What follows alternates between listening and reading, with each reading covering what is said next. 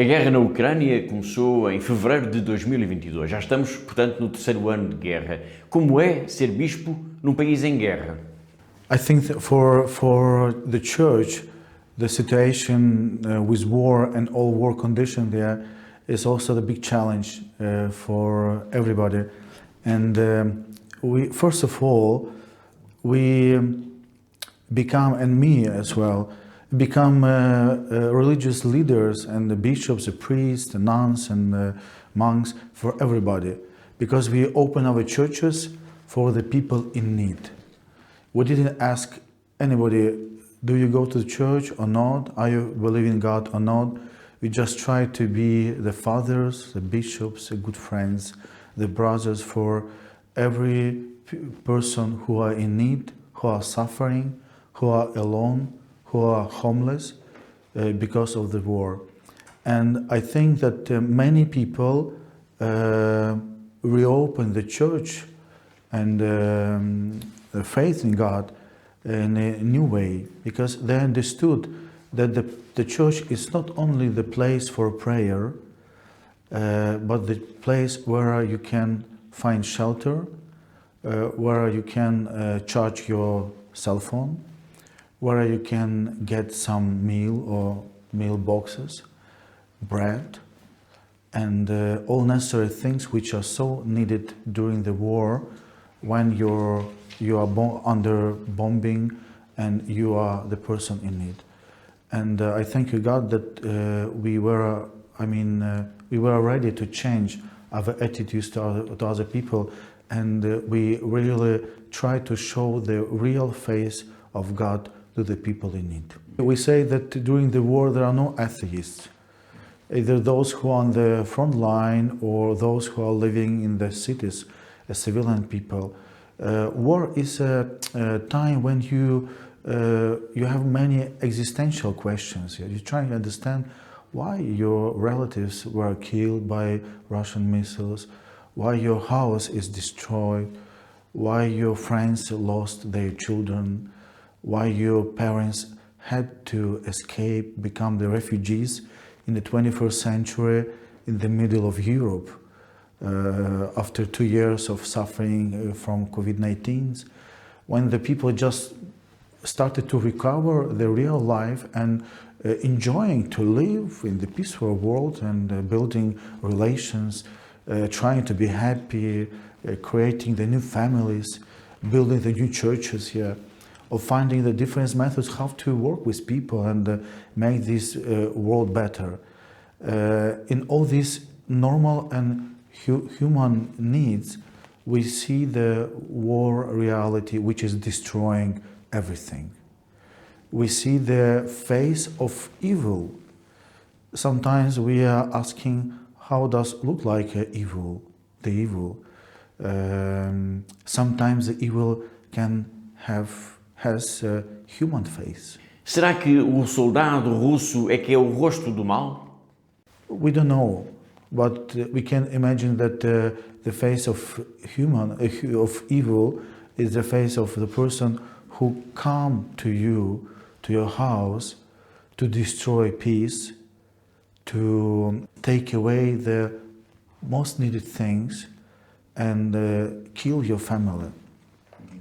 And today, for us, it's important, do not allow ourselves to accept this evil. So, despite on all things which is coming with the war, that we are disappointed, we are suffering, we cannot be as our enemies.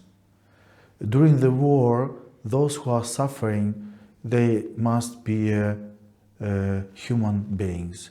They must do all for just to keep the human face of person who saw so many suffer and so many bad things, who really saw the face of evil, but in the same time decided to stay on the side of the good and God.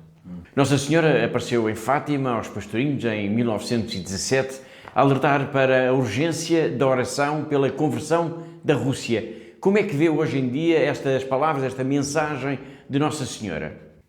We understand that Virgin Mary in Fatima, he knew more as we do know now, yeah.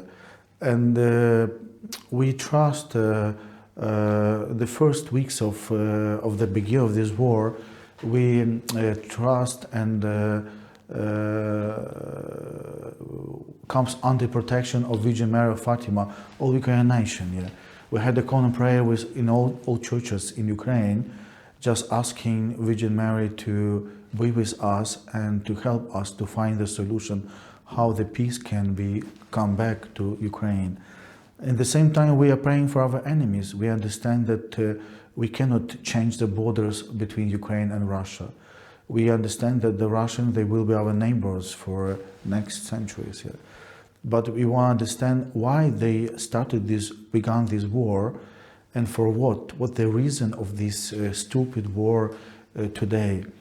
And in that time, when we understand that the weapon which we are using to defend ourselves is not enough, we really believe that the prayer, devotion to the Virgin Mary, and prayer with Virgin Mary together, because Our Lady of Fatima, he still is holding the rosary in her hands. He's still praying for all nations, and as well for Ukraine and Russia, just to ask her son to stop this war and to help to heal the wounds of people who suffer from the war, and to push out the evil from our lives. And we hope and we believe then that the Virgin Mary from Fatima, she will help us to defeat and to have victory in this war with evil. O conflito na Ucrânia poderá de alguma forma evoluir para uma terceira guerra mundial?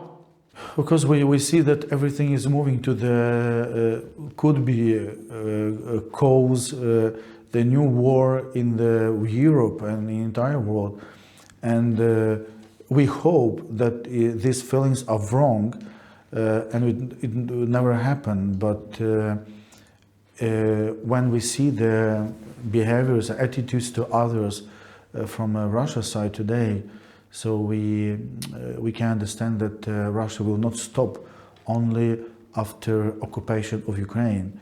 They will move forward. They want to change the history of Europe, history after the Second World War. They want to rewrite or correct the mistakes which, according to the different statements done by Russia authority, they want to just rewrite many things. That's too dangerous. When the people in the 21st century starting to think about to change the history today, and they want to change this history using weapon, killing people, destroying the peace and life of women and children.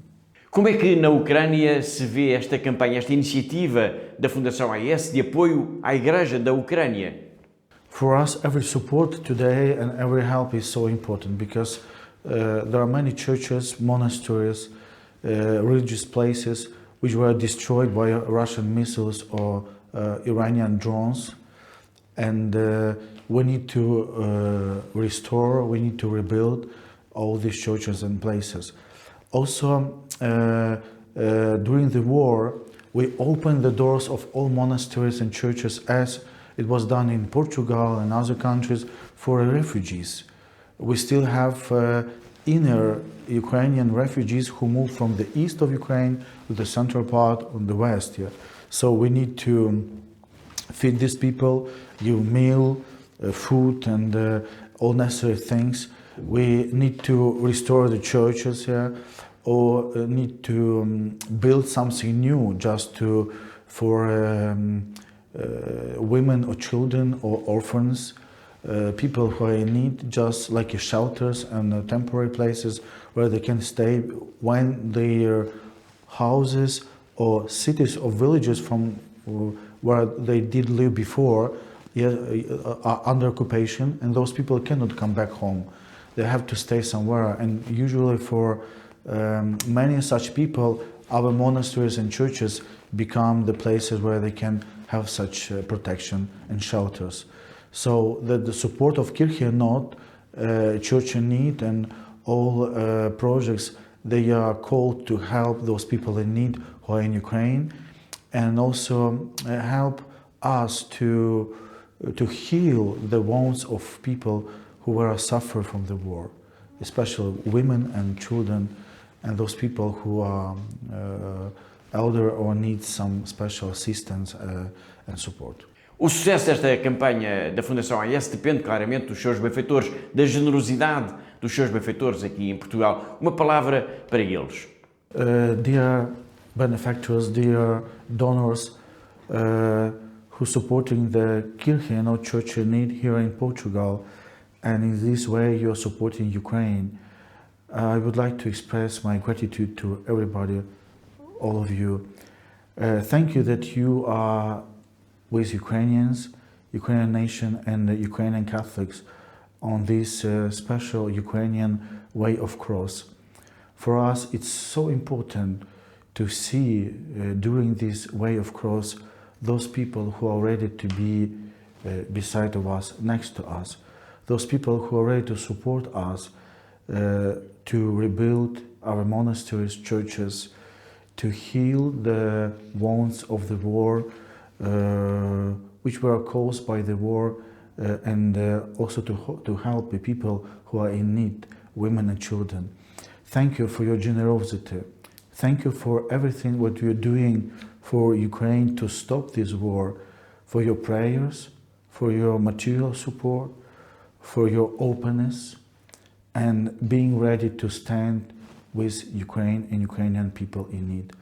May God grant it you, and may enrich you, your family, by His graces. And Virgin Mary, Mary, Mother of God, who is praying permanently for all of us in Fatima, may be with all of us on our own way of cross, giving us strength and helping us to reach this day of victory, which is day of resurrection of Jesus, when we all together will be happy celebrating that we are not alone, but God is always with us. Thank you.